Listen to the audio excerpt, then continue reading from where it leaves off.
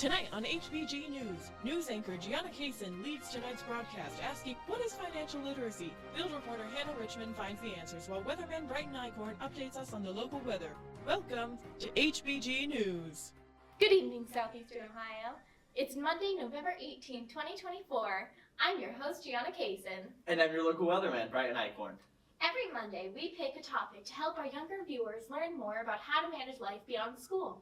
Last week, we discussed interview skills. This week, we're discussing financial literacy. Brighton, what is financial literacy? Well, Gianna, I'm so glad you asked. Financial literacy is such a critical skill for young people in today's world to learn, especially with so many ways to misplace or mismanage your money.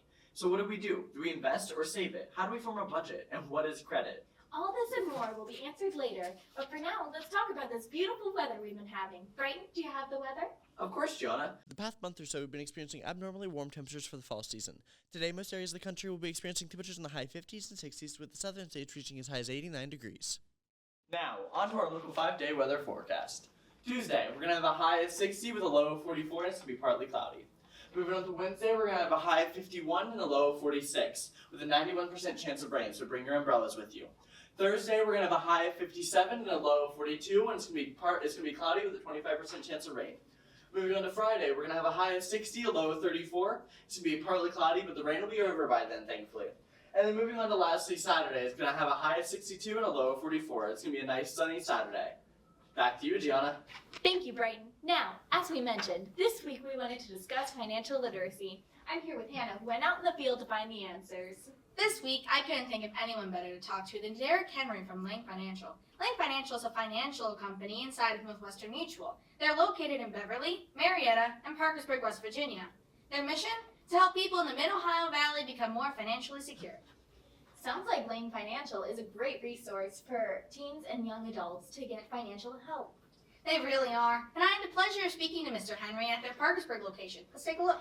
What would you like to teach teenagers about financial knowledge? The main thing whenever you get into the working world is just making sure that you spend less than you make, and then investing differences and trying to pay for things in cash instead of living in a monthly payment world. So what's anything you'd like to tell kids about saving? There's one book that kind of sums everything up if you're learning about financial literacy, and it's a book by Dave Ramsey called The Total Money Makeover. And he basically has baby steps on where to start in your financial journey. And he typically talks about getting a 3 to 6 month emergency fund in your savings account. If you're not having a full-time job, if you're still in school, just trying to keep a couple $1,000s in your savings account and keep basically no debt, making sure that you're saving a certain percentage for retirement, which is typically around 15%. How could investing help kids? Yeah, so investing basically boils down to compound interest. So when we think about compound interest, someone that has $10,000 saved and they earn 10% on that money, they're gonna make $1,000 that year. Compound interest really helps you with investing. So just try to keep it simple, make sure you're saving the correct percentage, and it kind of takes care of itself.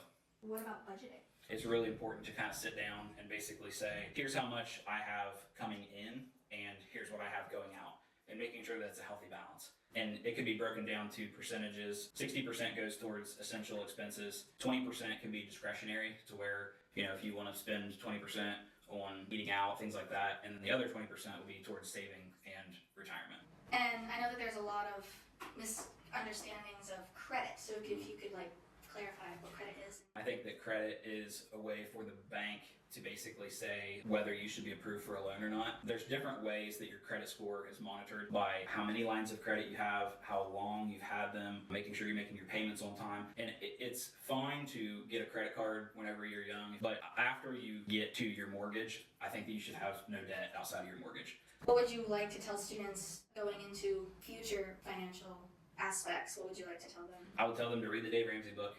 Make sure that you always have an emergency fund. Make sure you're saving for your retirement. Try to pay for things in cash. Don't take too much student loans out. And just think about your purchases. Try not to do impulse buys. Well, thank you so much for having us here and answering all of our questions. I'm sure that a lot of teenagers would take this information and it would be useful in future life, so thank you. Good. Hope so. Thanks. Wow, Hannah, that was some amazing information. Yeah, I agree. It seems like I'm going to have to find that book he was talking about. Thanks, guys. Of course.